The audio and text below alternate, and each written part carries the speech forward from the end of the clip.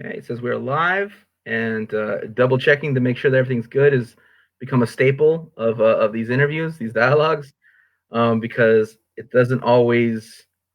I don't always have it the way it needs to be. There, boom. Okay, it should be good now. I I don't know think. if I ever told you, but when I had you and Tongo, Huh? when I did that interview, I never pressed record. But it ended up somewhere. The video ended up somewhere, right? Because I think I've seen the video. Yeah, the video exists, the podcast not so much. The video does exist. The podcast not so much. In the other case, the podcast exists. The video not so much. Well, that I've done. If you can screw it up, I've done it. I've had two of these where I'm talking for like 2 minutes, and I'm actually the other person's like playing a song or like doing a poem, and I'm like nodding my head like this, and the audience can't hear anything. They just see me moving around. So They're like, it's fire, I guess. yeah. So speaking of fire, let's hear some poetry. Okay, for sure. Yeah. I'm going to read you a couple things from the soon to be coming. It's been coming forever. Book, A Pretty Little Wilderness, which is coming out on Be About It Press. We're thinking of pushing it to June 1st at this point. But this is one of the newer things that just went in there. It all comes down to a battle with time. You take a horrible job schedule. If you're going to be this alone, this wretched, tense, and empty, you might as well get up at 5 a.m. to do it. You might as well drive 40 minutes each way, all red taillight in dark suburban streets, beige houses with beige people in beige weather next to beige hills. You're stuck in that beige house 12 hours a day. It's a relief to be miserable for a reason other than missing him, other than the helplessness of not being able to call or touch or plan a meal, a movie night, a life. He won't be home for a decade. You don't know who you'll even be in a decade. Many things can happen in a decade. Many of them could be good, but your gut says they won't. Your gut says it took 46 years to find someone who loved you the way you wanted to be loved, who didn't lie to you every day or make you want to lie to them. You can list dysfunctional relationships all day long, all night long, all week long, a decade long. But can you wait? He was the first man who was as smart as you in these now 49 years. He was the only one who got you, and he's gone, untouchable, unreachable, unfuckable. You leave home in the dark, you come home in the dark, you climb in bed, and eventually you can sleep. After a while, you can't do anything but sleep. You fall asleep at work and on movies. You never write. You sleep and work and sleep at work. This isn't living, but you weren't going to do that anyway. When he goes to reception, he can't even call. Missing him doesn't lighten up, it doesn't lessen. You try to link with an old friend, dude, but it's not what it once was. He almost dies in reception. The whole time he's gasping for breath, shackled to a gurney in a hospital somewhere in the middle of this beige state's flatlands. You know something is wrong, but the prison won't tell you. And there's nothing you can do. The hospital workers aren't allowed to let him use a phone or make a call for him to let you or his mother know he's half dead. His lungs so inflamed, no air was getting into him. By the time he made it from prison to hospital, a machine is keeping him alive. He tells the doctor he too is a doctor. He asks the doctor to tell him straight. Will they leave him to die? The doctor says it's possible they will. A guard stands bored by the door. He says no to the ventilator. He spends the next 20-something hours forcing air in and out of his swollen lungs, one breath at a time. Every breath a vow to reach you, to let you know that he's alive, that he only needs you to know, because it was so close to not being true. Because on the edge of giving up, he fought back to see you, to tell you, to be there for you, to live for you. You only know this later through letters after he has survived and returned to the prison to write. He writes letters every day. He writes his testimonial, a timeline of his near-death experience, his devotion to you, an affirmation. You are doing time as well. You who have always been at war with time, never trusted time, never invested wisely in time, but waited all your life for someone who wanted to breathe for you, to survive and come home to you. 2 years later, you still work that horrible job. The patient you take care of has had her own near-death experience and outlived her comfort care for no apparent reason. She's still kicking. Your dogs have died and you found a new stray. Your heart's been frozen, thawed, cut and dried, ignored and thrown to the side, but not by him. You continue to visit him after they bus him far away to a beige flatland so dry and raggedy it's confused with gray. You have to fly to reach him. Some days with your luggage and baggage, the visits feel more than you can shoulder. Zippers breaking with the sadness and frustration. This is your life now. This is his life and your life, and it goes exactly as slow as the stupid ass COs guarding the yard. Telling him he's sitting too close to you, you are touching too much, he can't have his back to them. You shove your thunder thighs under children's tables. You're always starving when you get there. You can feel his skin glowing through the ugly blues. He holds you tight enough to break, but only when you come and when you leave, when everyone gets to stand there while the COs flicker the lights. You kiss as hard or soft or as long as you can. Self-conscious in a bunch of the most tattered and tattooed, weathered convicts and their women, a study in poverty and the baggy shit they make us wear to get in. It's a medical yard, so these are limping lifers and freaks. Everyone is getting their hugs in and pretending it's wonderful.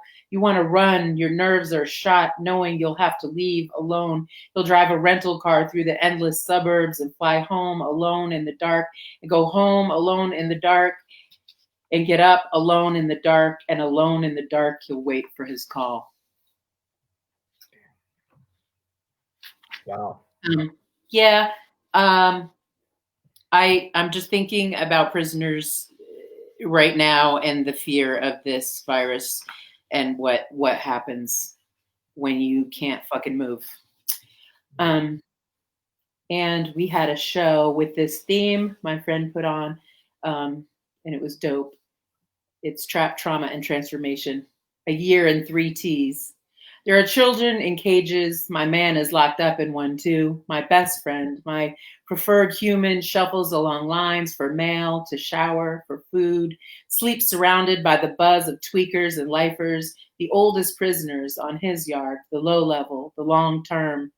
Boredom puffs up hot and dusty on the yard. Crows swoop in to share commissary. Kittens born confined. He nurtures all of them. Teaches baby birds to fly. Isn't that the way it is, us sending off others to feel air meant for our soft and aging wings? This is the trap, holding us both in its maw. The trauma started long ago, culminating in a cold courtroom where white jury said guilty all 12 fucking times, where he sat immobilized, all curled up inside himself, couldn't hear their words or my crying, how he took aim at the judge, chopped jurors' limbs with the machete in my mind. I was told to meet that place and find their humanity. They were monsters. Unable to look in my eye, a room where folks' lives, families, freedom are crumpled and thrown in a can. In chambers, they on the same side, and we out here, stuck. Lawyer money ran out years ago. Job opportunities with the case pending is not a real world thing. I'm screaming on the courthouse steps. He's gone. I came there, half of us. I leave there, half of me. Gasping in my empty bed, back in that department, heart pounding, hoping for a different outcome, begging mercy to the blank face of a DA, a continuation of a trauma that started in a child's bedroom long ago. Transformation takes place slowly. He learns to play guitar, works his program, pushes up, and plays the keys in 7 bands. Nothing fades about him being mine, me belonging with him. Despite miles of visiting room COs, I find things in which to channel misery, ways around the words that refuse to come. My flight is far off still, but I feel it, humming in the distance, in my shoulder blades. I'm strong in sticky chrysalis, holding on. Damn.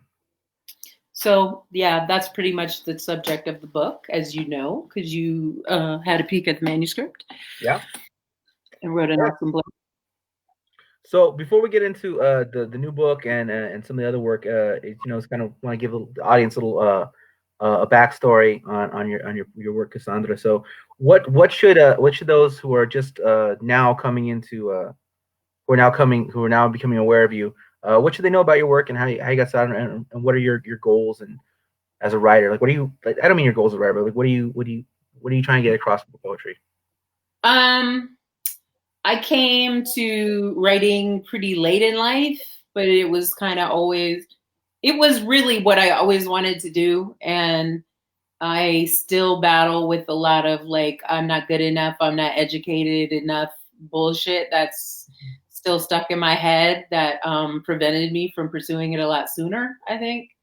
But once my kid was a little bit older and, I had some time where I could actually do that, I started writing. And I think I always lived in books and other people's stories in my life. It always helped me cope a lot. So I always wanted to be on the other side of that. And I found that my first writing was mostly like about crazy memories from my life that I held a lot of shame around or were like really difficult to talk about, but I could write about it and really like get in it. Yeah, So in a way, that I never could before that. And and then once I started doing that and I met the poet MK Chavez really early on, like really early on in my writing. And and she asked me to come read in front of an audience and I was like, "Oh, hell no." Like I was so scared because I literally spent my whole life like sitting in the back of classrooms or buses or whatever, like never trying to be in front of people ever at all.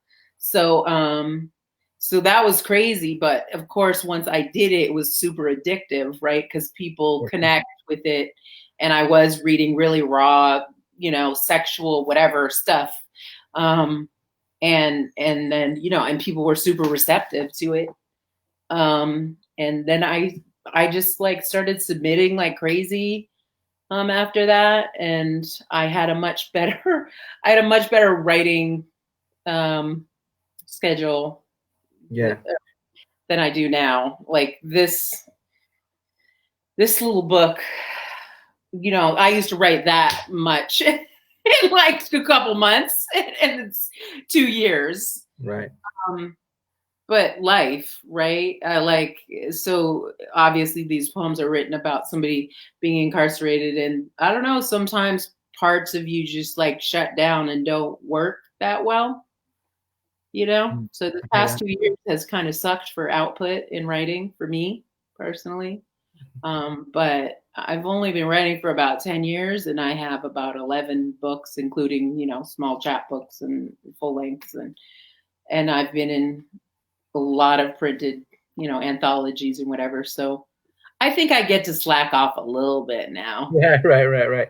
Well, you're very prolific. I mean, I don't know what the secret to your success in that is, but I would say that what I've observed in the time I've known you is when we first met on the houseboat, guy's houseboat, the reading there, and I was really struck by the honesty of your work, just how honest you are. I mean, I feel like a lot of people when they tend to write more, or they tend to write about, like kind of just the stuff of life, they tend to be very dishonest. It tends to be very always self-serving and just like about why you were right and other group of other people were all messed up and wrong.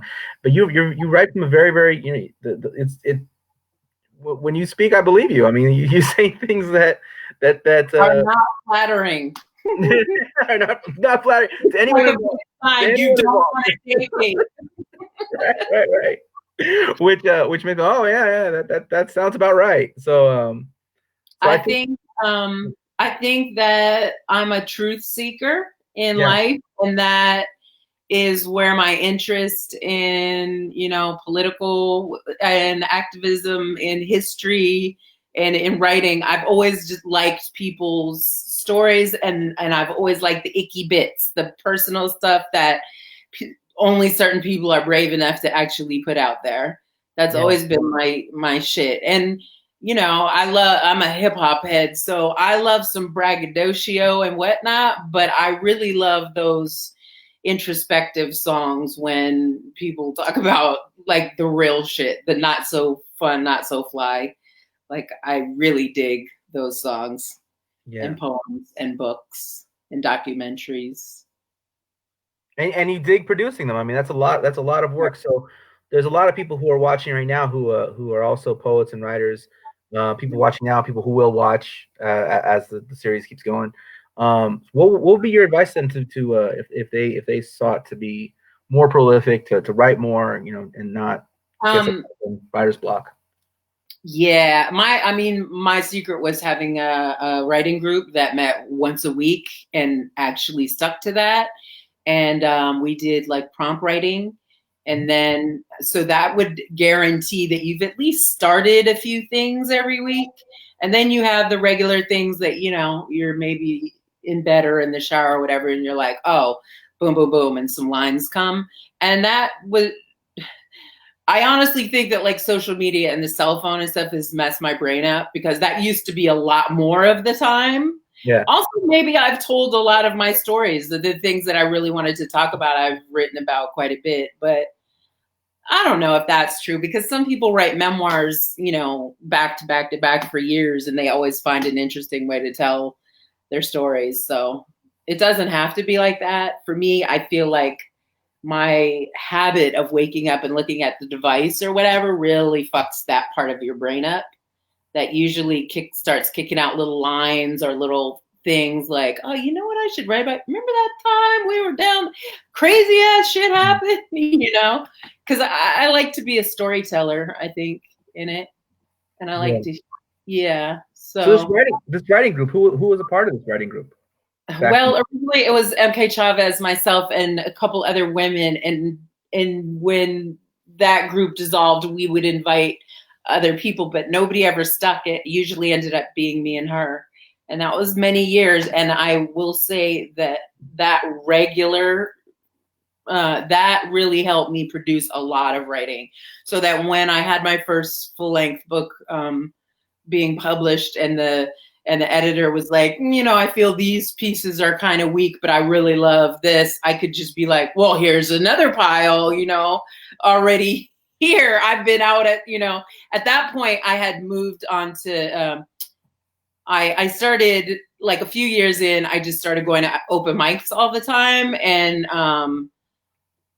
which was utterly terrifying to me, but you have to be able to do that part, right? So I just was like, the only way I'm going to be able to do it is to just like push through. So I just started going to every available open mic.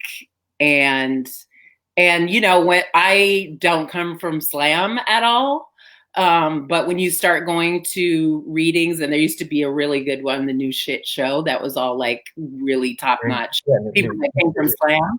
Yeah. And you got to go show up every 2 weeks or whatever it was with new shit that you're not afraid to read in front of really dope ass poets. That helps a lot. So reading series like that, or writing groups like that, where you have to show up with some dope shit every week or every 2 weeks or whatever it is, that's how you get a lot of stuff under your belt. And then just like reading every chance you get is how you get over the fear of it for the performance side. But I never really strove to be a performance person. I don't come from that background particularly. I love reading my poetry, but as you know, I don't like memorize stuff and get all theatrical. This is just not me. Yeah, I have a horrible memory. Like, memorization is super hard for me. So, practically that's why. So would you say just like getting familiar and comfortable on the stage is how you overcame stage fright? Yes, and it's helped a lot that one reading series I performed in, I submitted to a million times and performed, that was Quiet Lightning, which always videotapes you and puts you right out there on YouTube. So it's pretty crazy if you look at the 10 years ago videos of me reading for them. They're fucking horrible. You can see the shaking going on, and I think if you look at it, you can see the progression. And I think I was lucky in that I always had a strong voice. You can always tell my work pretty much. It doesn't sound like anybody else, for better or worse. And I think that's really important for people too. It's like, whatever is your thing, like do that. But doesn't mean don't try other things though. Yeah. Definitely always push yourself to try other things, other genres, other styles, you know. So we have a question from the audience, Yeah. coming from Karina. Mm-hmm. She says, "Hi, Cassandra. Do you work on one book at a time, or do you work on multiple books at the same time? Is the subject matter that you started writing about still present in your more recent work, or are your subjects much different?" Yeah, I think it's different. I think I attempt to be writing one book at a time, but there may be work that ends up getting pulled from one project and ends up in something else. So after Wet Reckless, my first full-length book was published on Manic D. There was a lot of stuff that we pulled out that I still kind of liked. It didn't fit with that. So I made that Bad Sandy book, which we just revamped and re-released. But that was all books that were, poems that were not, didn't fit with that collection. That was sort of more of a memoir, like starting with childhood and going up. And then Bad Sandy is just sort of like me saying fuck you to not one relationship, but pretty much all of them. Yeah. And so it's a little more racy, it's just like this is my thing. I'm going to put whatever I want. Yeah. So I think it's good to give yourself space for that. This particular, A Pretty Little Wilderness. Look, I can't even say my own title. Wilderness. It has changed what it was going to look like a bunch of times. Complete, like I just ripped half of it out recently and then wrote like that, what I read tonight, and stuck that in, like, to keep it just very much, this is the topic. It has a topic. What you sent me, is that still what it is, the book now, or is it different? Yeah. That's okay. After I did pull it apart and put it back together. Yeah. It'd be kind of funny if it was a completely different book, and I There's one person who I was reading their blurb and it was from before, and I was like, oh yeah, that's not really in there anymore. Oops.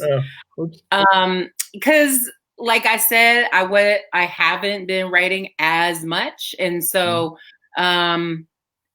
it started out with poems that I was writing like during the election cycle. Well, things were kind of weird in 2016, and we thought things were crazy then, right? Yeah. And then, Collapse was kind of already that. So I already did that. So I didn't want this to be a repeat of that. I want it to be totally different thing. Yeah. It is. Yeah. Yeah. I think especially the first half of the book it's pretty loose. It's just me kind of rambling. It's a little rambly more so than storytelling, like my other books. Yeah. Does that answer the question? Subject matters much different. So yeah, I would say that I probably write about like childhood and adolescence less now. And when I started, that was really focused. I mean, I started writing when my father died. So my dad was a big part of that, like the memories of him and my childhood and whatnot. So yeah, I started that. Did you memorize your new work for open mics or read it as you performed? I read it. I'm a reader. I don't memorize anything. I can literally barely remember my own phone number. So I know you should do it. I know you should at least know one of your poems. I don't. Yeah, but you know what? You read confidently. So that's anything you do in life, you got to make sure it looks like you did it on purpose, and that's the rule of everything, right? Yeah. Yeah. Yeah, no, I mean, oh my God, I was even in the, what is that? Literary death match when you're competing. And it would really be good to have memorized your poems. And no, I hadn't. And I like, one of my pages was gone. And I got to the page.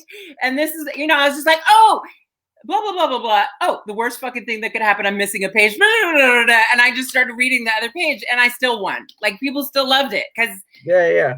your work works. I mean, somebody said the other night you should be able to read it from back to front and front to back on a poem, and it still makes sense. I don't know if that's true, Yeah, yeah. but like, it still held together. It was still like a funny, strong piece, and I was confident enough that I was like, "Fuck it, I don't need page 3." You know. Well, you know what? I want to get into some other parts about the fact that not only are you a writer, but you're also really you host things, you host readings, you host open mics, you have a podcast. But before we get into that, I want to say that this really is kind of the badass California love edition in terms of what we're wearing, right? So I got my I was thinking that too. cap, right? I got my El Sereno right here. I got my NPC. Yeah, you got like dead cops. That's all I could see was dead cops. What's Millions of dead cops. Damn. And then the hat. See that? Dope, right? That's pretty dope. That's pretty dope. We have the Klan, the cops, and the hat. That was the first thing I noticed, though. Mm-hmm.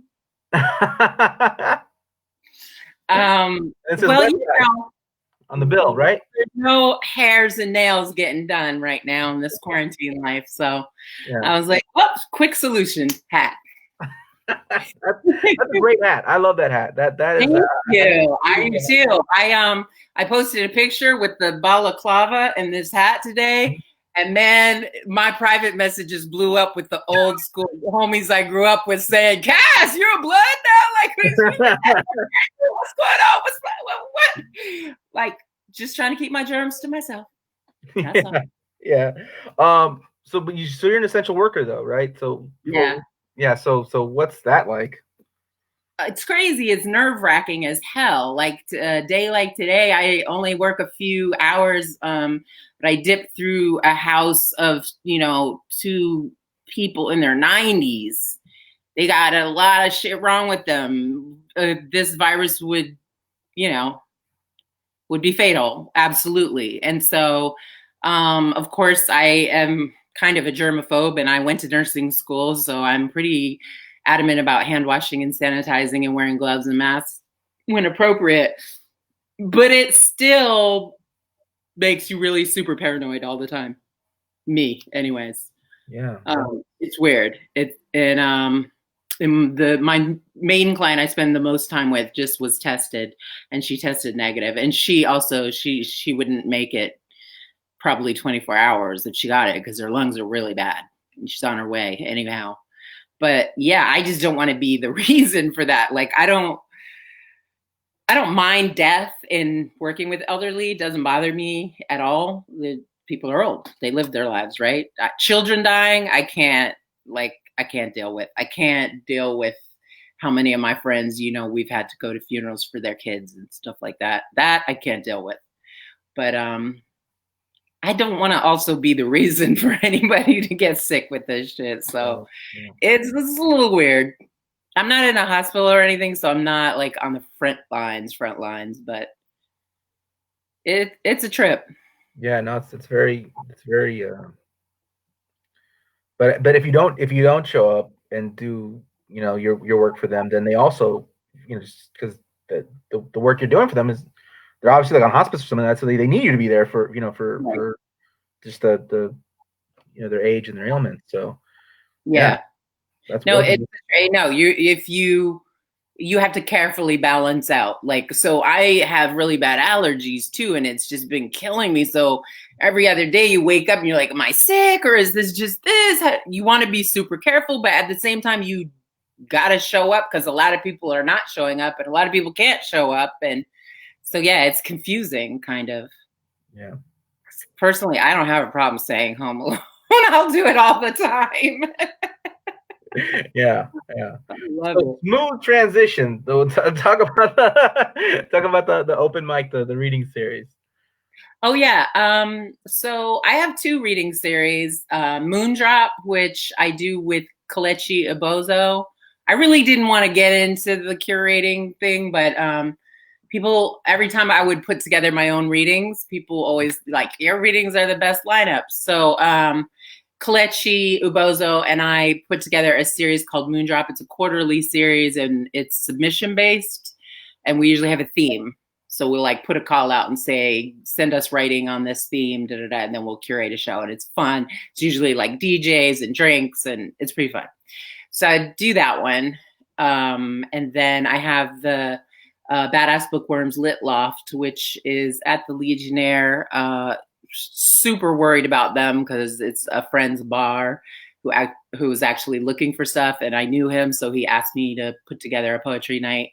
So I try to have like 2 features a month, especially people that have like new books or whatever they want to promote, and then some open mic spaces.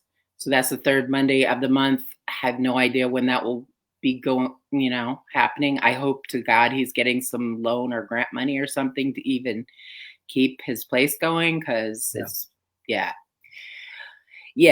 and so the Badass Bookworm thing came about because I got into podcasts a little while ago, and I was listening to a lot of old school rappers like Rakim on Questlove and just dope things like that, and I would send it to my boyfriend from high school, who's a rapper and a record label owner, and then he finally was just like, why don't you do a podcast and you could just feature a book or whatever you want to do, just like do your thing. So that's how it started, and then I took it off of the record label because that was a little complicated, and started doing it myself. And I just try to have a writer a week come on and talk about whatever, either talk about their books or their events, or we have like some topic and we'll have a few people sometimes. Yeah. So I'm doing it on Zoom now, since obviously we're not getting together. And then, so the name Badass Bookworm came from the podcast, and that's how the Lit Loft, I try to tie it together so that somebody can have a podcast and a reading. But it's kind of hard to get people out. And it's a fun ass, good bar, good space, but maybe promoting the open mic portion more. I'm always reluctant to do that until you have a good circle, because like I don't have a lot of patience for bad open mics. You know what I mean? Like I want to come out there with that like broom and the shepherd hook thing. So I'm looking for some help in like really making it a dope one that people look forward to and bring their A game. So yeah. So we got another question here. Yeah, I'm trying to read it without my glasses. What roadblocks, if any, have you had to as a woman in writing? I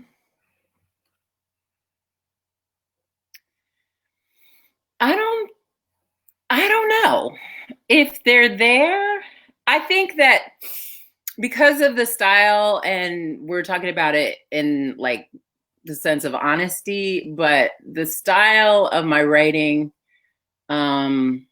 is one that vibes well with the kind of guys that are really sexist. Does that make sense?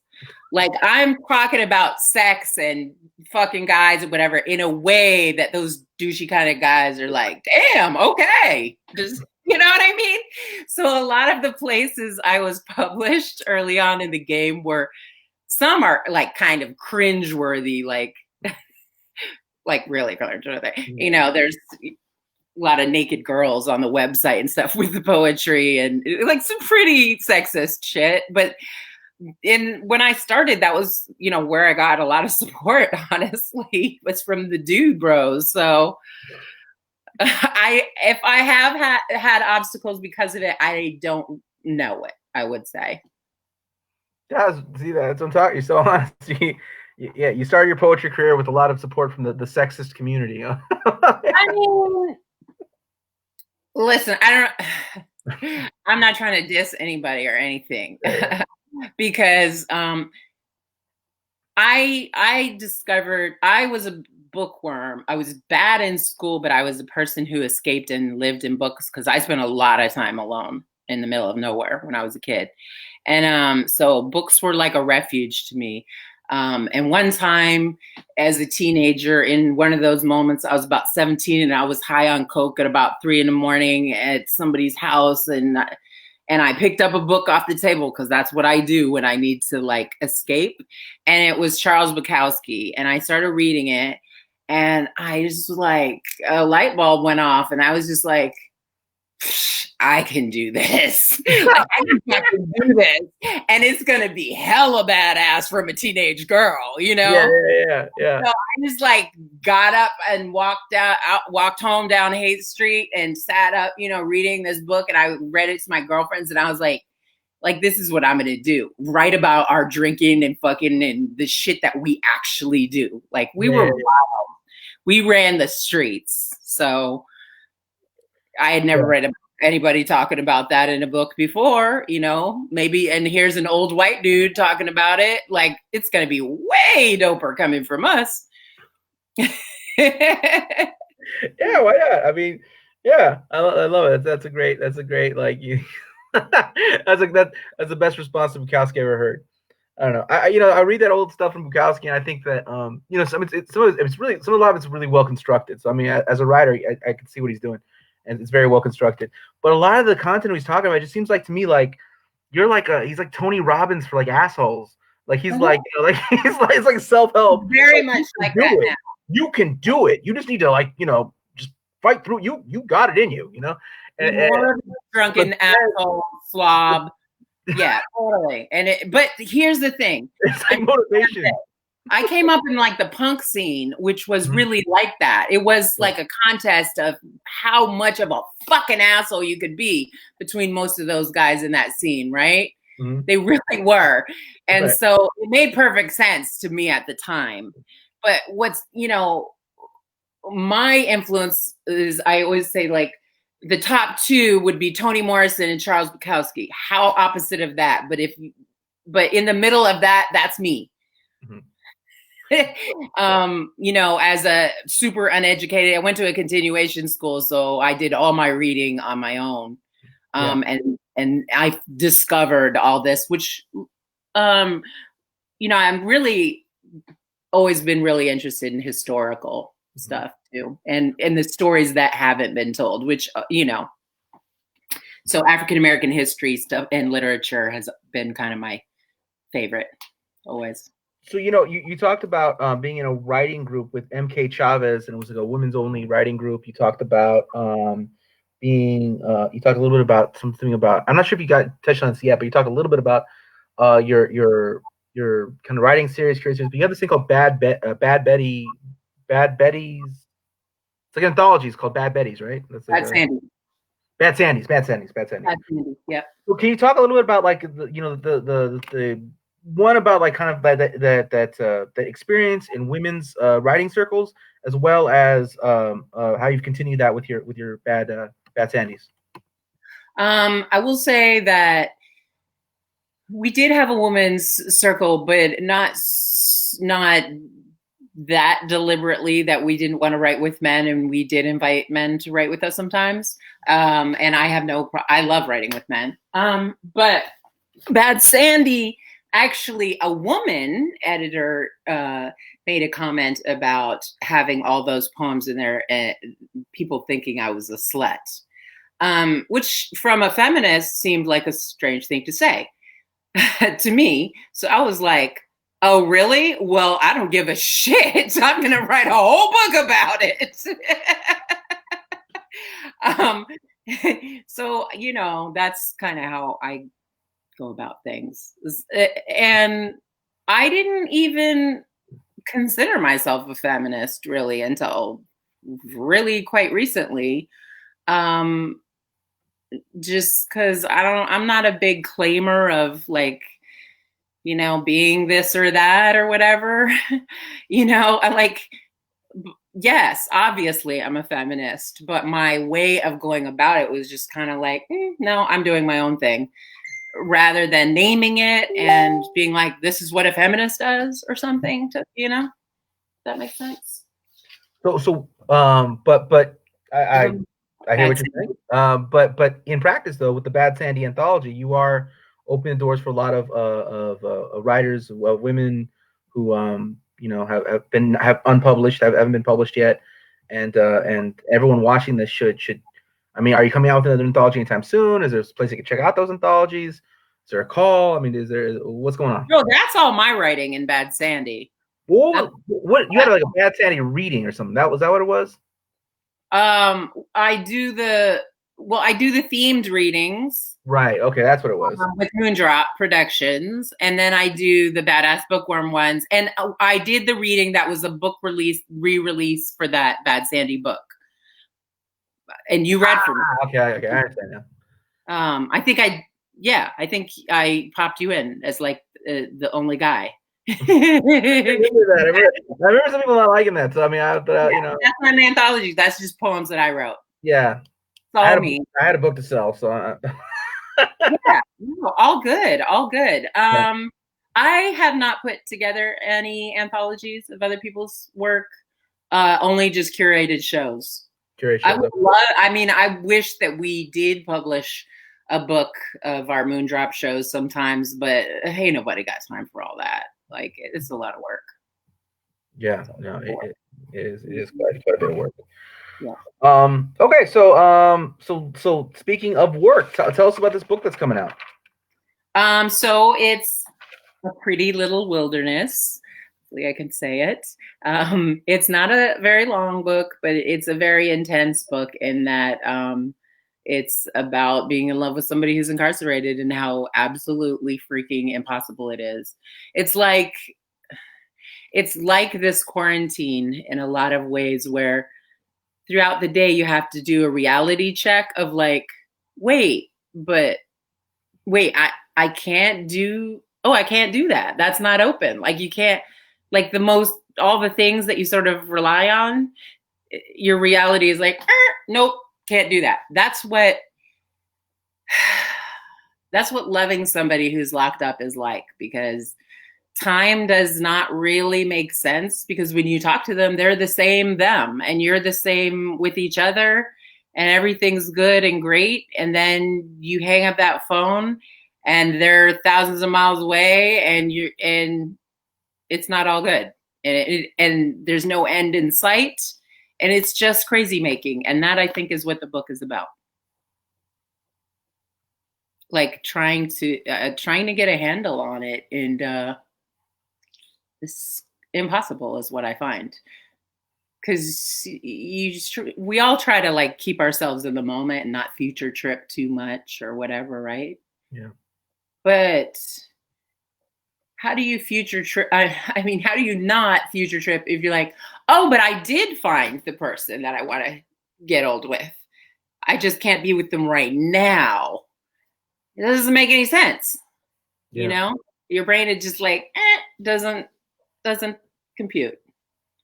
Yeah. So we're looking at what, a June publication? Likely? Yeah, we're thinking we're gonna go May, but because of shelter in place, we're gonna push it back one more month and shoot for June 1st, which we may all still be locked up. Who the hell knows what's gonna happen? But that's the goal at this point, is June 1st. All right. And who's the publisher? Be About It Press. You said that. Be About It Press. Okay. My friend Alexandra Naughton. I've done a chat book with her before called Pearl Tongue a long time ago. And she's done a bunch of stuff. I've been helping her promote her book lately. Yeah.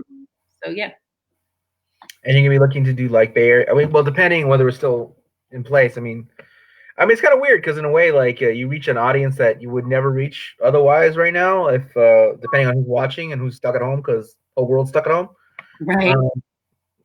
But in other ways, you don't get that face to face. So I don't know. It's missing that magic for sure. Usually at a reading, there's always at least one person you meet, and you're like, oh, I'm glad I came out tonight and met that one person. That was pretty dope. Like, it's some kind of connection that you're like, that was pretty dope, right? Yeah. Even if it's a small reading or whatever, there's always at least one or two connections that are like, oh, this is why I do this. Yeah. You know? That's so this doesn't have that, but. On the other hand, if you do Zoom and you don't use your laptop but you use like your phone, you can make a music video of yourself. I mean, that's what I was doing tonight on the Zoom. I was like, for my performance, I was like, normally just jumping around on stage, but I was actually like moving in like this and this, like, That's kind of cool. Yeah. So you think about those terms. I mean, there's ways to keep yourself entertained. I mean, what I love is that we can do things last minute, spur of the moment. Hey, want to do an interview at 10 o'clock? Boom. Yes, here we are. Yeah. Don't even have to put on pants. I did. Right. So last time you interviewed me, Viva Padilla, and Nikolai Garcia, and that took a month of planning because we had to actually be at your house. Right. And I had to make it worth going there. So we had to set up like 3 other readings and like have to make it a whole thing and figure out where Viva was gonna stay and what Nikolai was gonna do and like so there was a whole so much more on Zoom. I'm doing 2 podcasts a week right now because it's so easy to do. Yeah. So yeah. Pros and cons. Best of times, worst of times, right? Yeah. I mean, I think we're getting a glimpse of a lot of things that will be our future. In some ways, Well, I think we should hold on to the positive aspects of this. I mean, the fact that you can have a reading and have people from all over the world, and that the internet cuts distance like that, something we've always known but just never cared about, is something we should hold on to. No, I think there's a bunch of things that we should hold on to. I think, I mean, well, people are dumb as dirt, but there's a lot to be learned and carried on from this experience, Well, yeah, I'm not going to go into the whole thing, but just, you know what I mean? Yeah. I would hope that people did. And I think that some people will get some really good takeaways from this experience. But, there's always the complete morons and they seem to be in charge. So here we are. That's often the case. So do you have another poem to close us out and then and give us some final words? Yeah, let me see what I have.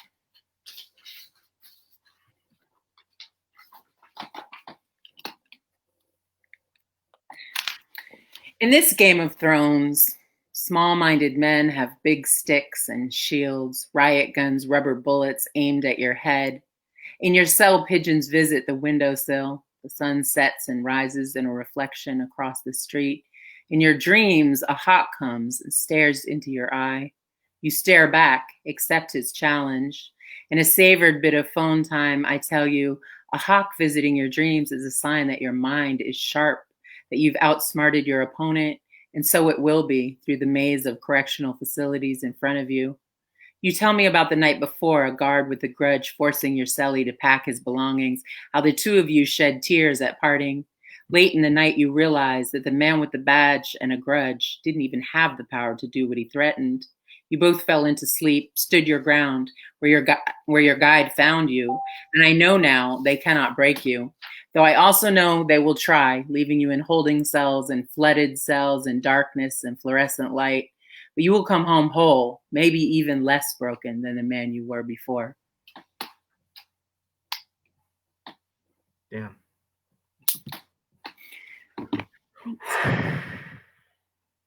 That's some honest shit. And there's that's from start to finish. From start to finish, honesty is your thing. All right. Well, where can people find you? Where can people find more information about your book when it comes out? What should they be looking out for? CassandraDallett.me is my website. There's no events on there right now, but there are links to buying all of my books, and there will be a link for Be About It for Pretty Little Wilderness when that gets out. And if you listen to podcasts, look for Badass Bookworm Podcast. If you want to see videos of some of the podcasts or me reading poetry, YouTube Badass Bookworm or Cassandra Dallett, and you'll find me. Okay. Any parting words of wisdom?